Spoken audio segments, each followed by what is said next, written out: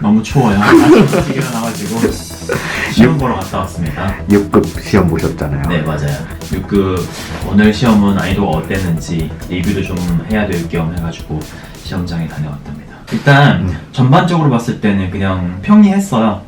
전반적으로 보면. 근데 요번에 유독 어렵게 나왔던 부분이 듣기 파트랑 독해 네 번째 파트가 되게 어려웠어요. 정말 쉬운 게 뭐냐면 쓰기가 너무 쉬웠어요. 진짜 쓰기는 진짜 완전 그냥 먹고 들어가야 되겠다라고 생각했는데, 물론 읽기에는 굉장히 쉬웠어요. 독해적으로 접근하면. 근데 그걸 다시 내 말로 적기에 여러분들의 그 능력에 맡겨야 되겠죠? 듣기 첫 번째 파트는 보통 그 듣기 그 내용 음원에서 정답이 되는 그 보기를 그냥 그대로 똑같이 들려주는 경우가 대부분이에요. 요번에 또 어떻게 했냐면 많이 꼬았어요. 비슷한 단어로 바꿔서 내던가, 음원에서는 되게 쉬운 단어를 들려줬는데 그 보기에서는 되게 어려운 단어로 바뀌어서 나오는 경우가 있어요. 요러기 때문에 듣기 첫 번째 파트가 어려웠고, 두 번째 파트와 같은 경우에는 듣기가 인터뷰에서 길잖아요. 제일 큰 난점은 뭐냐? 듣다가 가운데 정신이 딴 데 팔리는 거. 대신 이번에 두 번째 파트 듣기는요, 그 들리는 그대로가 정답인 경우가 많았어요. 그건 그렇게 나쁘지 않았고, 듣기 세 번째 파트도 마찬가지로 본문 하나에다가 이렇게 질문이 여러 개잖아요. 대신 들을 때 꼭 정신 집중을 잘해서 최대한 소리가 겹치는 그 보기를 골라야 되는데, 이번에는 그냥 소리 그대로 나오는 문제도 있었고, 소리 그대로 나오지 않고 이해를 하고 나서 골라야 되는 문제도 있었는데, 그래도 세 번째 파트 듣기와 같은 경우에는 소리가 들리는 그 문제가 대부분이었어요. 제일 유독 어려웠던 게 듣기 첫 번째 파트. 독해와 같은 경우에는요, 독해 이번에 제일 쉬웠던 게 어디였냐면 1, 2, 3파트의 첫 문제까지 쉬웠어요. 근데 3파트의 두 번째 문제부터 4파트로 가는 독해가 되게 어려워졌거든요. 1, 2파트가 제가 쉽다고 한 이유는 제가 가르쳤었던 내용이 나왔기 때문에 제가 쉽다고 느낀 거예요. 물론 그래서 저의 수업을 들었던 사람들은 첫 번째 파트에서 선생님이 얘기했던 비슷한 구조가 나왔네 라는 생각을 하셨을 거고, 두 번째 파트와 같은 경우에는 단어 보기 수량에 비해서 조금 이렇게 난이도가 갈릴 때가 있잖아요. 뒤로 가면 갈수록